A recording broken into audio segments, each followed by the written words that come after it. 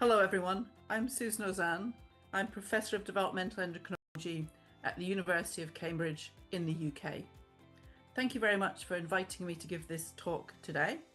I'm going to focus on how early life nutrition impacts on our long-term health. So this concept that the early environmental exposures impact on our long-term cardiometabolic health really is embodied within what's been termed the developmental origins of health and disease. And this is a field that emerged from a series of epidemiological studies showing that there was a relationship between early patterns of growth and our long-term cardiometabolic health. So one of the first studies to do this was carried out by Nick Hales and David Barker on a group of men living in Hertfordshire in the UK for whom birth weight records were available, but at the time of study, they were 64 years of age. And what this study showed was that those individuals who were smallest at birth were much more likely to currently have either diabetes or the pre-diabetic impaired glucose tolerance than those men who were heaviest at birth. And this was very much a linear relationship, not something just relevant to very small birth weight babies. So this showed associations with type 2 diabetes. I could show you similar associations between birth weight and cardiovascular disease. Now, what was also apparent in subsequent studies was that it wasn't just growth in utero which was associated with long-term cardiometabolic health, but there was also an impact on postnatal growth. And in particular, those individuals who were born small for gestational age but underwent rapid postnatal growth early in life were also at even further risk of becoming either hypertensive, developing cardiovascular disease, type 2 diabetes, or becoming obese. And in fact, in relation to obesity, accelerated postnatal growth, independent of birth weight, was also associated with our risk of developing increased adiposity. Now, obviously, these studies just show you associations, don't tell you anything about mechanisms, don't tell you that it's the environment or nutrition driving these relationships. But subsequent to these studies, there's now a number of studies in both humans and in animal models to show that these relationships are causal and that early life nutrition plays a critical role in their mediation. Now, in terms of evidence from humans for the importance of early environmental factors in mediating this relationship, really the evidence is threefold. Firstly, when you look at the study of twins, and in particular identical twins who are genetically identical, if you look at those who are discordant for type 2 diabetes, the relationship with birth weight holds true, with a diabetic twin on average having a lower birth weight than their non-diabetic co-twin. The importance of nutrition during in utero life has really been evidenced by studies of individuals who are in utero during periods of famine, such as the Dutch hunger winter or Ukraine famine. They've both shown associations between undernutrition in utero and long-term increased risk of type 2 diabetes. And a number of studies have also shown how neonatal nutrition impacts on our long-term cardiometabolic health. Now, studies in animal models have been absolutely critical because they can really show you that effects are causal by doing very detailed controlled studies in different experimental groups. And so these have been carried out in a whole range of species, from non-human primates to rodents, though some of the more mechanistic studies have been carried out in rats and mice, because there you have the potential to study the animals across the life course, which is obviously important when you're looking at things like type 2 diabetes, which are very much conditions of the aging process. And so this next slide just summarizes some of the rodent models that have been used to show that there's a causal relationship between early life nutrition and long-term risk of type 2 diabetes. So these involve studies of macronutrient deficiency, such as protein restriction, total caloric restriction, intrauterine artery ligation as a model of placental insufficiency, and at the other end of the spectrum, a growing number of studies now looking at the detrimental effects of overnutrition in early life. Now, there's three key take-home messages which I want you to take from this slide. Firstly is to highlight that in all of these models, the insult is to the mother, so the dietary manipulation is to the mother. The offspring themselves have been weaned onto a healthy diet ever since they were weaned. The second important point to remember is that in none of these animal models are the animals born with a diabetic phenotype. The impact of aging is key. Now that's important from an intervention perspective, which is something that I'll come back to a little bit later on. In all of these different models, the animals undergo an age-dependent loss of glucose tolerance such that they have a diabetic phenotype in later life. So this common phenotypic outcome, as a consequence of a range of different suboptimal early nutritional exposures, may suggest that there's common mechanisms operating to mediate these effects. And I'll again come back to that a little bit later in this talk. So this data and the epidemiological data really shows relationships between early life nutrition and poor cardiometabolic health, which are associated with the aging trajectory. But is there any evidence that early nutrition can also impact on lifespan itself? So this is something that we've addressed using a mouse model. And so in our mouse model, we have three groups of maternal groups. We have a control group where the mums are fed a normal diet during pregnancy and lactation. We have what we call a recuperated group, where the pups are born to dams fed a low protein diet, which causes them to have a low birth weight, but they're then suckled by normally fed dams during the lactation period to drive accelerated catch-up growth. We also have the reverse cross-foster group, where the animals are born to normally fed dams, but then suckled by low protein fed dams to really slow growth during the lactational period. At weaning, we then weaned half of the litter onto standard laboratory chow and the other half onto a highly palatable obesogenic diet. And so this allows us to address nutrition during these three different time windows. And what we observed was all three time windows impacted on lifespan. So if we firstly look at the effects of the nutritional period during in utero development of the animals weaned onto a chow diet, you can see that the low birth weight and catch-up growth group had a significantly lower lifespan compared to those born to normally nourished dams. In contrast, if you slowed growth of the pups down during the lactation period, that actually increased lifespan.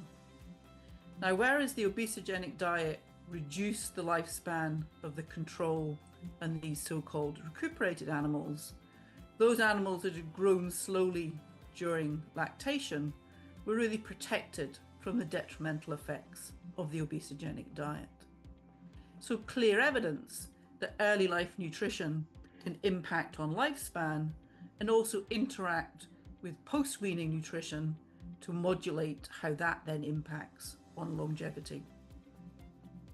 So what are the potential mechanisms underlying these so-called programming effects? So for the purpose of today's talk, I'll divide them into three different categories, but as you'll see, they're not necessarily mutually exclusive. So the first potential mechanism is that it's due to permanent structural changes. So the idea that if during a critical period of development, an organ is exposed to a suboptimal level of a particular hormone or nutrient that is required for its development, that will permanently impact on its structure and therefore its function. Next potential mechanism is epigenetic programming of gene expression. So the idea that changes in DNA methylation or histone modification form the basis of that cellular memory, such that a cell remembers what it was exposed to in utero following multiple rounds of cell division postnatally. And the final potential mechanism is the role of accelerated cellular aging.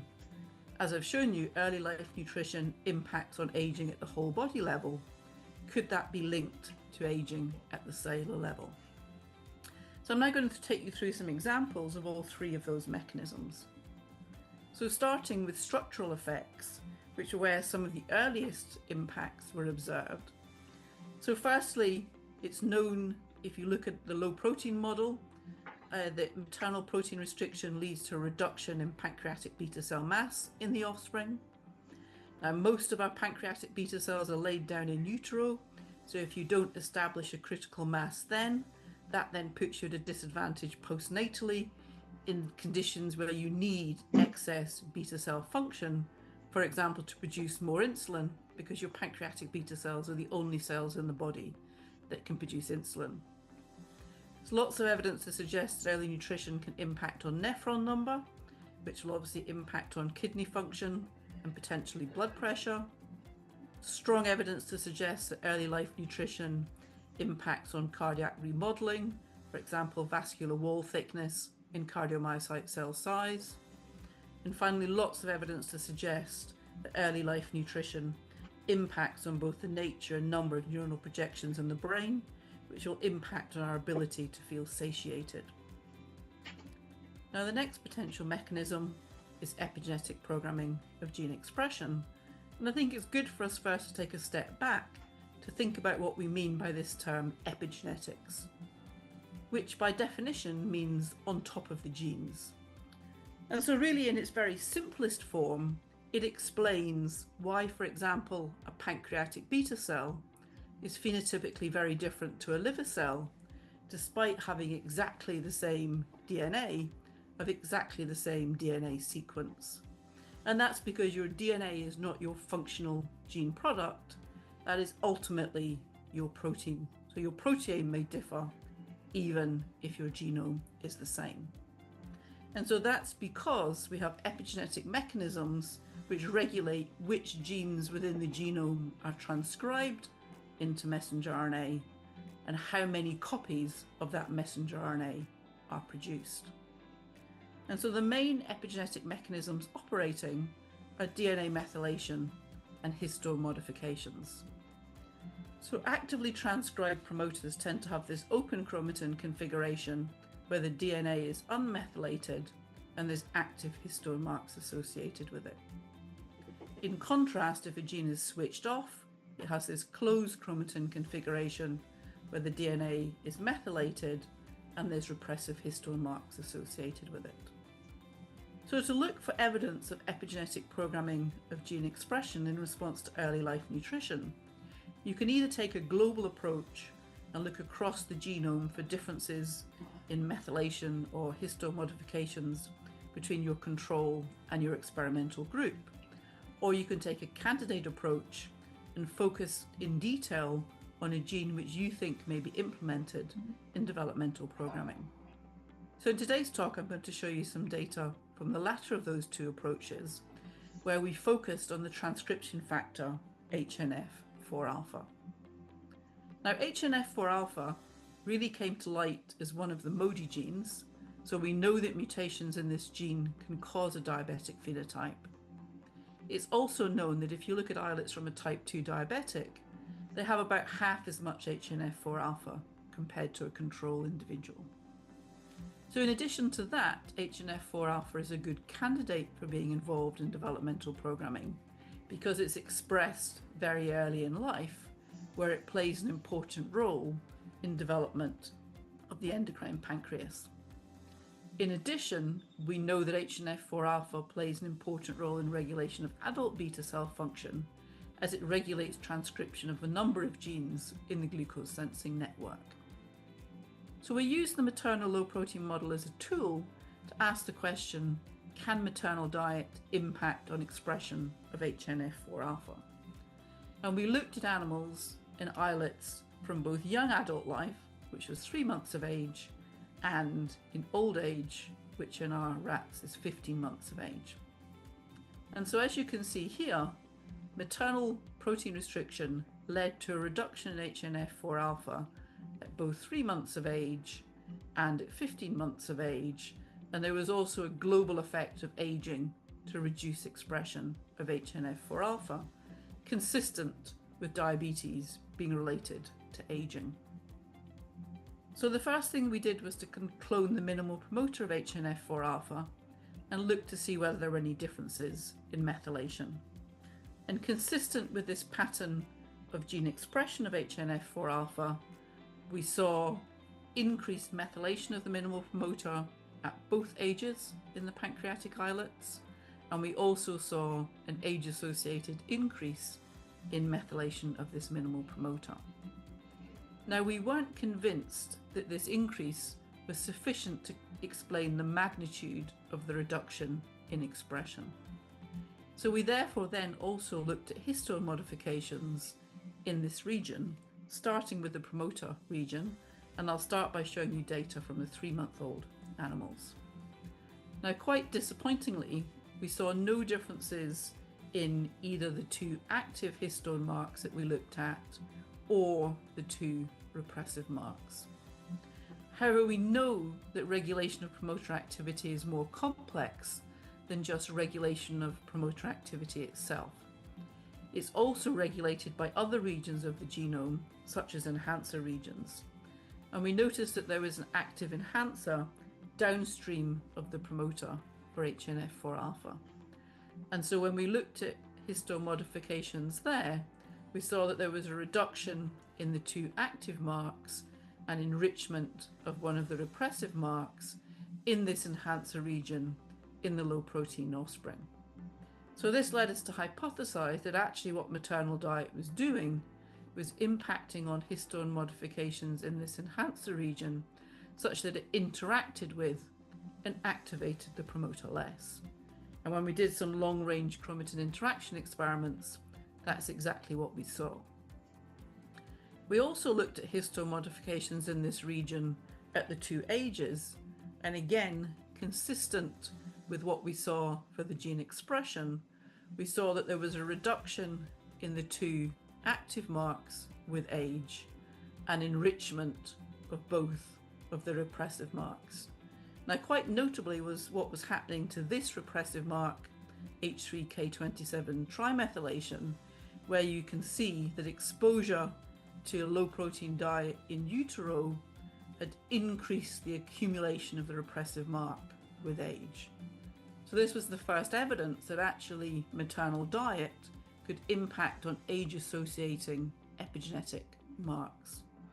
And we saw that not only in the enhancer region, but also in the promoter region, with a reduction in the 2 active marks, enrichment of the 2 repressive marks, with this exaggeration of age-associated changes in accumulation of this repressive mark. So evidence that diet in utero can impact on our epigenome and modulate how it changes with age. And so this is closely related to the next potential mechanism, is the idea of accelerated cellular aging. So one of the best indicators of cellular aging is telomere shortening.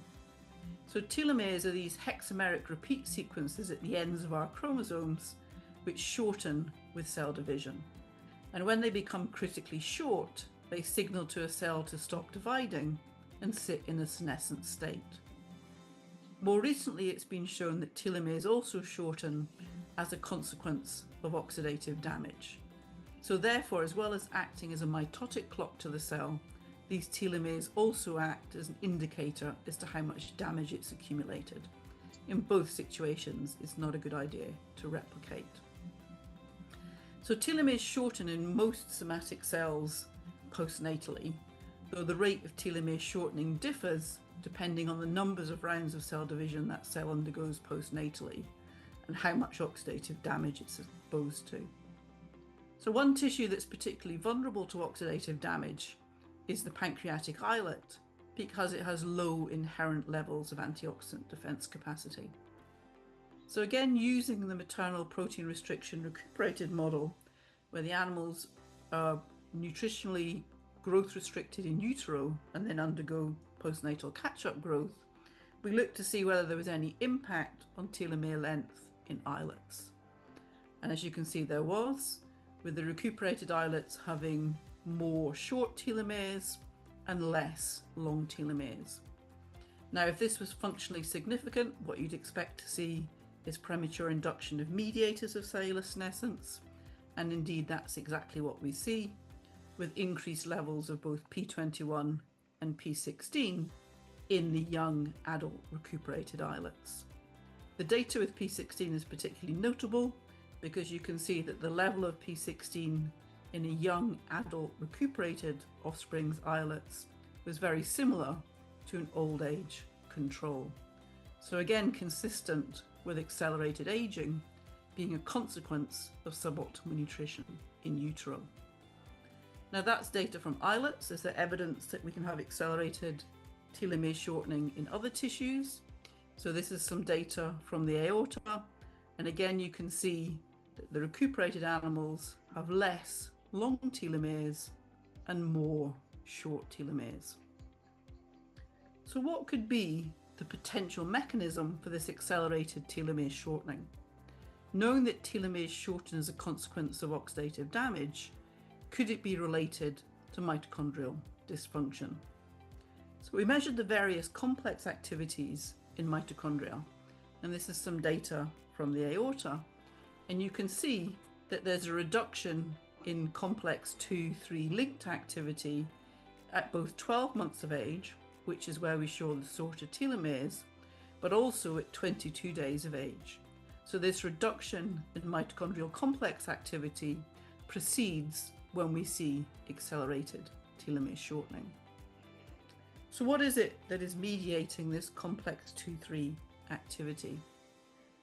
Well, the most abundant antioxidant in the body is ubiquinone, or CoQ, and CoQ is this important electron shuttle which shuttles electrons between complex 1 and complex 3 and complex 2 and complex 3 in the electron transport chain.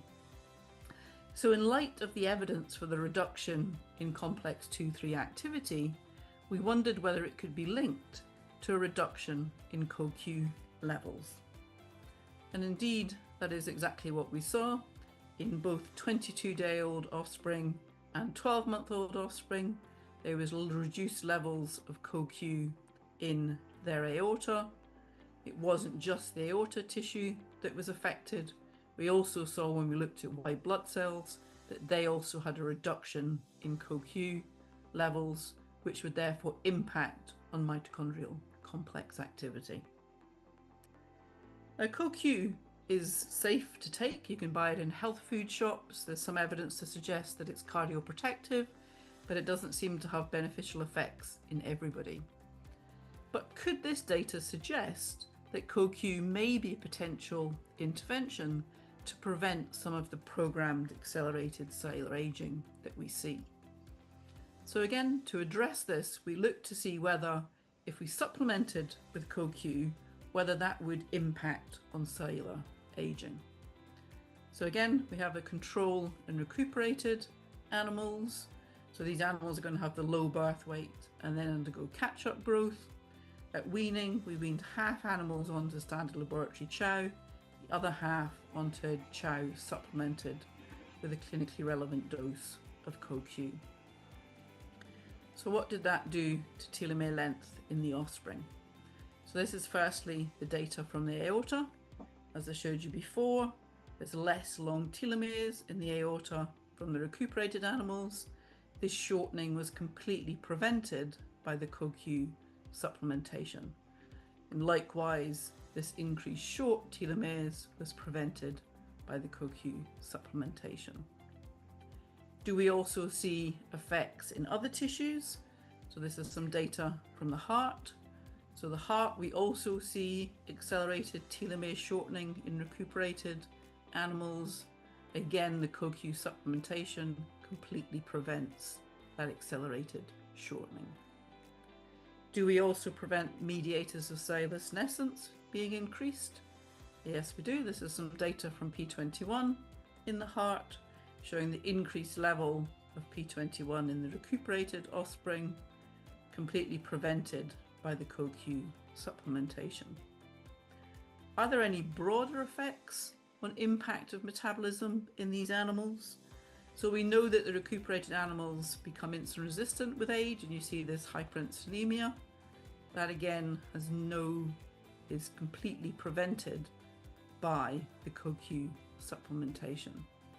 And I think what's important to point out is this beneficial effect of CoQ is seen only in the recuperated animals.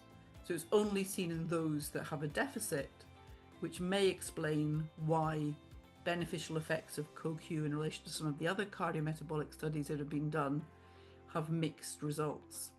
And I think what's also important to note is not only does it not have beneficial effects, it also doesn't have harmful effects. Because clearly when you're doing an intervention, you want to benefit those that need it, but you don't want to do harm to those that don't.